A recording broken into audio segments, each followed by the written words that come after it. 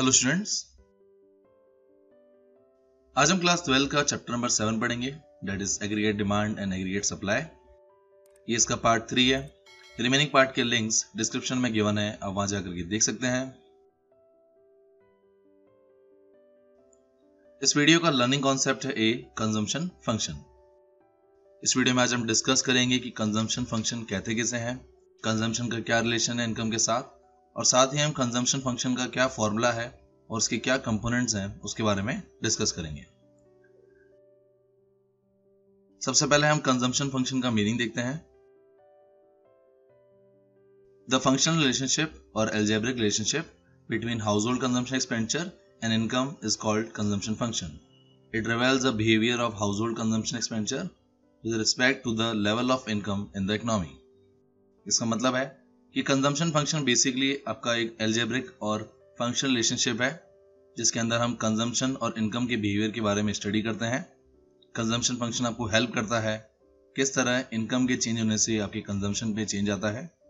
Consumption function में basically हम यही सीखते हैं कि किस तरह इनकम में चेंज आने से एक हाउस होल्ड के कंजम्पशन एक्सपेंडिचर के बिहेवियर में चेंज आता है। तो ओवरऑल हम कह सकते हैं कि consumption function simply means change in consumption expenditure in respect to the income. आपको याद रखना है कि कंजम्पशन एक्सपेंडिचर को हम सी से डिनोट करते हैं एंड इनकम को वाई से डिनोट करते हैं, और कंजम्पशन फंक्शन का basically mean consumption expenditure and income के बीच के रिलेशनशिप से है, जिसमें हम सीखेंगे कि किस तरह इनकम में चेंज आने से कंजम्पशन एक्सपेंडिचर में चेंज आता है। इसके बाद नेक्स्ट देखते हैं base of consumption function. Consumption function के बेस के अंदर हम डिस्कस करेंगे कि क्यों हम इनकम को एज अ बेस लेते हैं कंजम्पशन की स्टडी करने के लिए। तो इसके अंदर इकोनॉमिस्ट जे.एम. कीन्स ने एक साइकोलॉजिकल फंडामेंटल लॉ दिया था जिसके बेसिस पर हम कंजम्पशन फंक्शन के बारे में डिस्कस कर रहे हैं। So J M. Keynes propounded the fundamental psychological law of consumption which forms the basis of consumption function। J.M.. Keynes एक इकोनॉमिस्ट थे जिन्होंने ये फंडामेंटल साइकोलॉजिकल लॉ निकाला था, जिनके बेसिस पर हम कंजम्पशन फंक्शन के बारे में डिस्कस कर रहे हैं। According to Keynes, when income increases consumption expenditure also increases but by a smaller amount। Economist Keynes के अकॉर्डिंग ये थ्योरी दी गई थी कि अगर आपकी इनकम में इंक्रीज आता है तो उससे आपका कंजम्पशन एक्सपेंडिचर में भी इंक्रीज आएगा, बट कंजम्पशन एक्सपेंडिचर में जो इंक्रीज होगा वो स्मॉलर होगा कंपेयर टू इनकम। इसका मतलब है कि अगर आपकी इनकम में चेंज ₹10,000 का आता है तो आपके कंजम्पशन में भी चेंज आएगा और वो अमाउंट ₹10,000 से कम होता है। ये थ्योरी इन्होंने दी थी। इसी को हम fundamental psychological law of consumption कहते हैं। आपको याद रखना है कि fundamental psychological law of consumption J.M.. Keynes ने दिया था, जिसके बेसिस पर हम कंजम्पशन फंक्शन के बारे में स्टडी कर रहे हैं। आगे बढ़ते हैं। The law implies that there is a tendency on the part of the people to spend on consumption less than their full increment of income. J M. Keynes ने यह थ्योरी दी थी कि अगर किसी पर्सन की इनकम में इंक्रीज होता है तो उसके कंजम्पशन में भी इंक्रीज होगा और वो पूरा अमाउंट अपनी इनकम का कंजम्पशन पे स्पेंड नहीं करता है। और ये काफ़ी नॉर्मल बिहेवियर है। अगर किसी भी पर्सन की इनकम में चेंज आता है तो वो सारी इनकम अपने कंजम्पशन पे स्पेंड नहीं करता है। अगर किसी पर्सन की इनकम ₹10,000 से इंक्रीज होती है तो वो सारा अमाउंट अपने कंजम्पशन पे स्पेंड नहीं करता है, उसमें से कुछ पार्ट वो हमेशा सेव करता है। इसी थ्योरी को इकोनॉमिस्ट जे.एम. कीन्स ने डिस्कवर किया था, जिसे हम fundamental psychological law of consumption कहते हैं, और इसी के बेसिस पर हम कंजम्पशन फंक्शन की स्टडी करते हैं। तो कंजम्पशन फंक्शन का बेस देने के लिए जे.एम. कीन्स ने ये थ्योरी दी थी कि अगर किसी पर्सन की इनकम में इंक्रीज होता है तो उसकी कंजम्पशन में भी इंक्रीज होगा, पर कंजम्पशन एक्सपेंडिचर का अमाउंट स्मॉलर होगा कंपेयर टू इनकम। ये आपको अच्छे से याद रखना है। द नेक्स्ट देखते हैं कि कंजम्पशन फंक्शन को हम इक्वेशन में किस तरह लिख सकते हैं। अभी हमने कंजम्पशन फंक्शन की डेफिनेशन के बारे में डिस्कस किया था, जिसके अंदर हमने देखा था The functional relationship between consumption and income is called consumption function। जिसके अंदर हमने सीखा था कि कंजम्पशन और इनकम के बीच का जो रिलेशन है उसी को हम कंजम्पशन फंक्शन कहते हैं। अगर आप इसे इक्वेशन में लिखेंगे तो उसे हम कुछ इस तरह लिखते हैं, C = F/Y। यहाँ पर C का मतलब कंजम्पशन से है और Y का मतलब लेवल ऑफ इनकम से है। तो आप इसे इस तरह भी बोल सकते हैं कि consumption depends on factor of income. इसका मतलब है कि कंजम्पशन आपका इनकम पर डिपेंड करता है। इसी तरह इसकी एक और इक्वेशन है जिसमें हम कंजम्पशन फंक्शन को रिप्रेजेंट कर सकते हैं, which is C equal to C bar plus BY। ये काफ़ी इंपॉर्टेंट इक्वेशन है क्योंकि आपके क्वेश्चन सॉल्व करने में ये काफ़ी हेल्पफुल होगी। इस इक्वेशन के अंदर C का मतलब कंजम्पशन है, Y का मतलब लेवल ऑफ इनकम, C बार का मतलब ऑटोनोमस कंजम्पशन एंड B का मतलब MPC है, जिसका फुल फॉर्म है marginal propensity to consume. MPC के बारे में हम नेक्स्ट वीडियो में डिस्कस करेंगे। अभी के लिए आपको सिर्फ इस इक्वेशन को अच्छे से याद रखना है। ये इक्वेशन काफ़ी इंपॉर्टेंट है इस चैप्टर के अंदर, क्योंकि इस इक्वेशन का यूज करके हम आगे की वीडियोस में क्वेश्चंस को भी सॉल्व करेंगे। तो आपको इस इक्वेशन को अच्छे से याद रखना है। जब भी क्वेश्चन के अंदर आपको कंजम्पशन को कैलकुलेट करने के लिए कहा जाएगा तो इस इक्वेशन का यूज करके हम कंजम्पशन को कैलकुलेट करेंगे। यहाँ पर कंजम्पशन फंक्शन का फॉर्मूला है C equal to C bar plus BY, जहाँ पर C का मतलब है ऑटोनोमस कंजम्पशन, B का मतलब है MPC, जिसका आंसर हमेशा 0 से 1 के बीच में आता है, और Y का मतलब है लेवल ऑफ इनकम। नाउ ये आपका फॉर्मूला हो गया।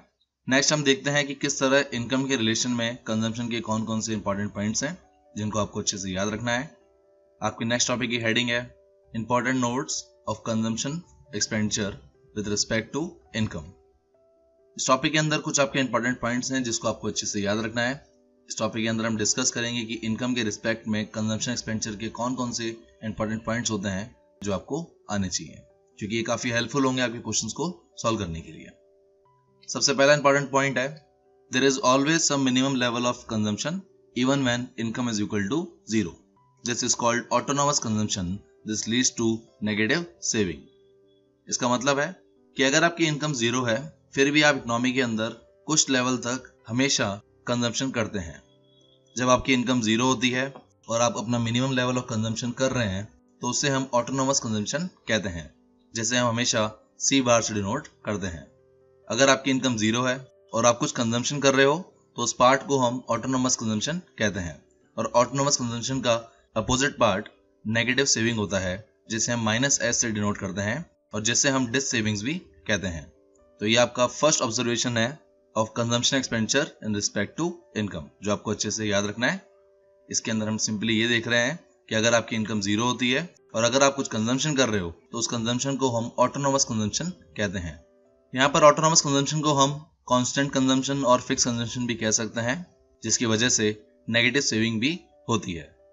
देन सेकंड पॉइंट है consumption is positively related to income. Rise in income causes rise in consumption and vice वर्सा।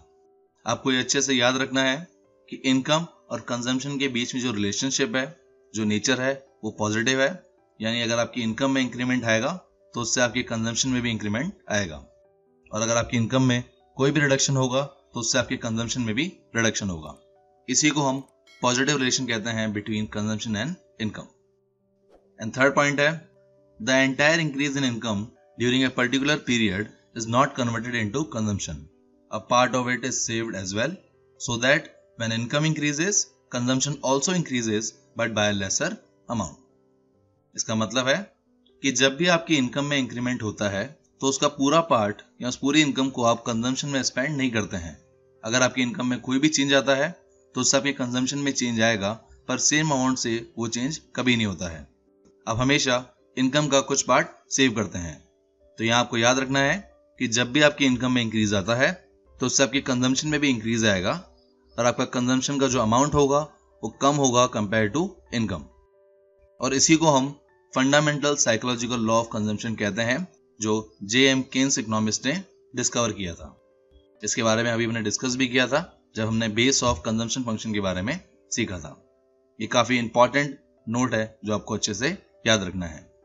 इसके अंदर हम सिंपली ये देख रहे हैं कि अगर आपकी इनकम में कोई भी चेंज आएगा तो उससे आपके कंजम्पशन में भी चेंज आएगा, पर कंजम्पशन में जो चेंज होगा वो लेसर होगा, लो होगा या कम होगा कंपेयर टू इनकम, क्योंकि आप हमेशा इनकम के चेंज होने से कंजम्पशन करने के बाद कुछ पार्ट हमेशा सेव करते हैं। और ये आपके 3 ऑब्जर्वेशन हैं, 3 इंपॉर्टेंट पॉइंट्स हैं of consumption expenditure in respect of income. तो शॉर्ट में आप इस तरह याद रख सकते हैं कि फर्स्ट पॉइंट के अकॉर्डिंग अगर आपकी इनकम 0 है और आप कुछ कंजम्पशन करते हैं तो उसे हम ऑटोनोमस कंजम्पशन कहते हैं, जिसे C बार से डिनोट किया जाता है, और जिसकी वजह से नेगेटिव सेविंग होती है, जिसे हम -S से डिनोट करते हैं और जिसे हम डिस सेविंग्स कहते हैं। सेकंड पॉइंट के अकॉर्डिंग कंजम्पशन और इनकम का रिलेशन पॉजिटिव होता है, यानी अगर इनकम बढ़ेगी तो कंजम्पशन भी बढ़ेगा, और अगर इनकम कम होगी तो कंजम्पशन भी कम होगा। एंड थर्ड है बेस ऑफ कंजम्पशन फंक्शन, जिसके अंदर हमने सीखा कि अगर आपकी इनकम में चेंज आता है तो आपके कंजम्पशन में भी चेंज आएगा, पर कंजम्पशन का चेंज कम होता है कंपेयर टू इनकम। और इसी को हम fundamental psychological law of consumption कहते हैं, जो इकोनॉमिस्ट J.M. कीन्स ने डिस्कवर किया था। इस तरह आपका ये टॉपिक भी कंप्लीट होता है। नाउ हम कंजम्पशन शेड्यूल और कंजम्पशन कर्व के बारे में डिस्कस करेंगे कि किस तरह हम कंजम्पशन शेड्यूल की हेल्प से कंजम्पशन कर्व को बना सकते हैं। ये आपका कंजम्पशन शेड्यूल है। इसके फर्स्ट कॉलम में हम इनकम लिखते हैं, जिसे हम Y से डिनोट करेंगे, एंड सेकंड कॉलम में हम कंजम्पशन लिखते हैं, जिसे हम C से डिनोट करते हैं। इस टेबल को ही हम कंजम्पशन शेड्यूल कहते हैं। इस शेड्यूल की हेल्प से ही हम कंजम्पशन कर्व को बनाएंगे और साथ साथ इनकम का क्या रिलेशन है इन रिस्पेक्ट ऑफ कंजम्पशन, उसके बारे में भी डिस्कस करेंगे। कुछ पॉइंट के बारे में अभी हमने ऊपर भी डिस्कस किया था, उन्हीं पॉइंट्स को यहाँ पर हम डिस्कस भी करेंगे। और इसके अलावा कुछ और पॉइंट्स भी हैं जो आपको आने चाहिए related to income and consumption. तो सबसे पहले हम कंजम्पशन कर्व बनाते हैं। अगर आप इस टेबल का यूज करेंगे तो आपका कर्व कुछ इस तरह दिखेगा। इस कर्व को बनाने के लिए आप इन स्टेप्स को फॉलो करेंगे। इन दोनों कर्व के बारे में हम पार्ट नंबर 1 और 2 में डिस्कस कर चुके हैं। पार्ट नंबर 1 में हमने कंजम्पशन कर्व को बनाना सीखा था और पार्ट नंबर 2 में हम इनकम कर्व को बनाना सीखा था, जिसे हम एग्रीगेट सप्लाई कर्व भी कह सकते हैं, क्योंकि हम जानते हैं कि एग्रीगेट सप्लाई और इनकम एक दूसरे के इक्वल होते हैं। इस टेबल के हेल्प से भी हम इस कर्व के बारे में डिस्कस कर लेते हैं कि किस तरह आप कंजम्पशन शेड्यूल से कंजम्पशन कर्व को बनाते हैं। कंजम्पशन शेड्यूल से कंजम्पशन कर्व को बनाने के लिए आप इन स्टेप्स को फॉलो करेंगे। सबसे पहले आप एक्स एक्सिस पर इनकम लिखेंगे, जिसे हम Y से डिनोट करते हैं, और Y एक्सिस पे आप कंजम्पशन लिखेंगे, जिसे हम C से डिनोट करते हैं। नाउ अगर आप इनकम के बेसिस पर कंजम्पशन को मार्क करेंगे ग्राफ के ऊपर, तो उससे जो कर्व बनेगा वो आपका C' है, जो आप ग्राफ पे देख सकते हैं। आपको ये याद रखना है कि कंजम्पशन कर्व हमेशा ओरिजिन से ऊपर से स्टार्ट होगा। ऐसा इसलिए होता है क्योंकि हम जानते हैं कि अगर आपकी इनकम 0 है और आप कुछ कंजम्पशन कर रहे हो तो उसे हम ऑटोनोमस कंजम्पशन कहते हैं। और ये हमेशा ट्रू होता है क्योंकि किसी न किसी पर्सन की लाइफ में ये सिचुएशन हमेशा आती है जहां पर वो बिना इनकम जनरेट करे भी सर्वाइवल के लिए कुछ ना कुछ कंजम्पशन करता है, जिसके अंदर वो अपनी पास्ट सेविंग का यूज भी कर सकता है।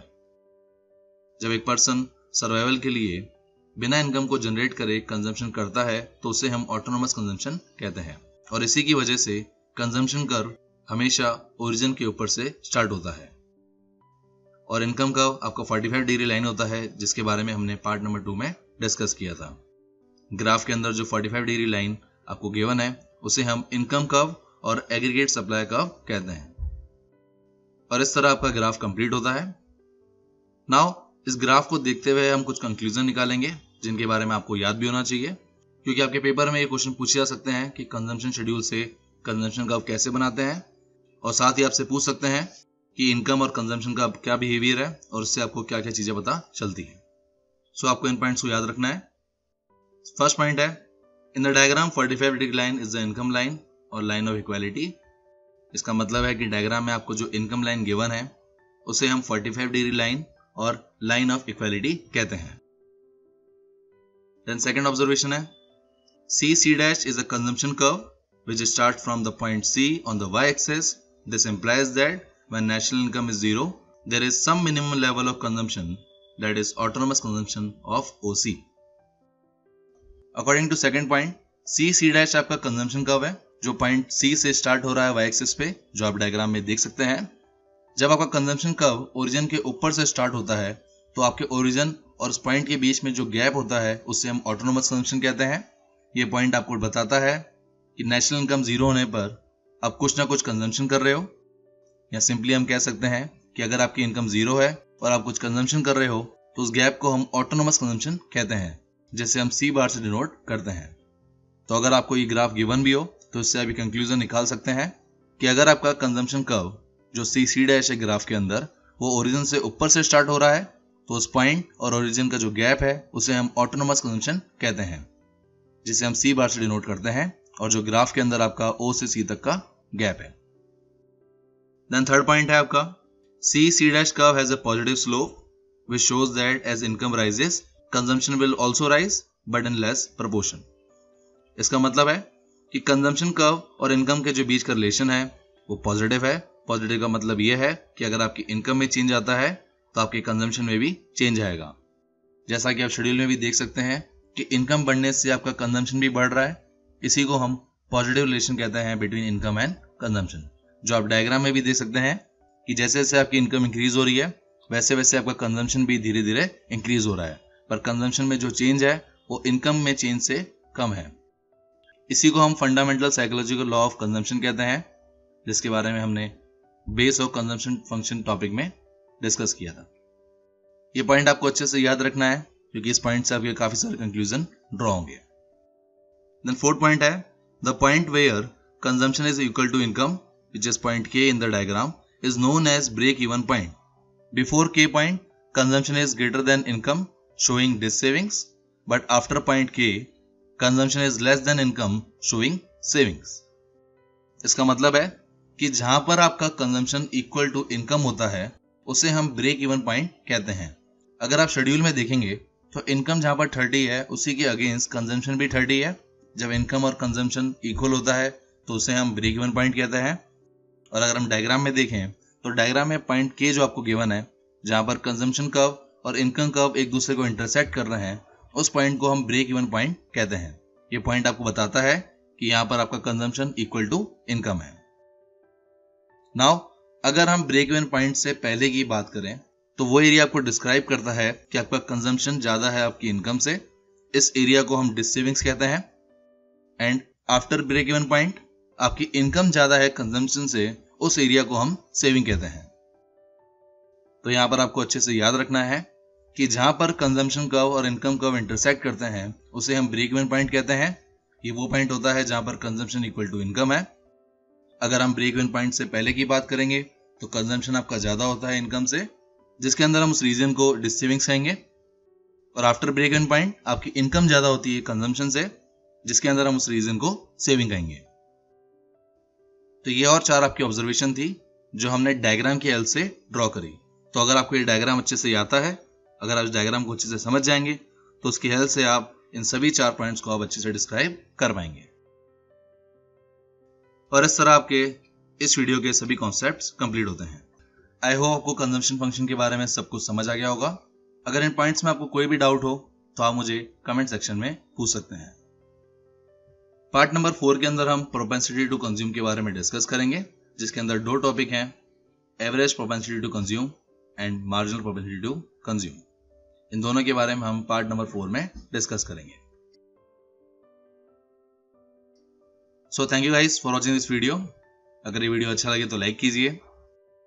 For more videos subscribe my channel success eat. इस चैप्टर के नोट्स के लिए आप मुझे व्हाट्सएप पर कांटेक्ट कर सकते हैं। साथ ही आप मुझे फॉलो कर सकते हैं on Facebook and Instagram for questions, queries and updates के लिए।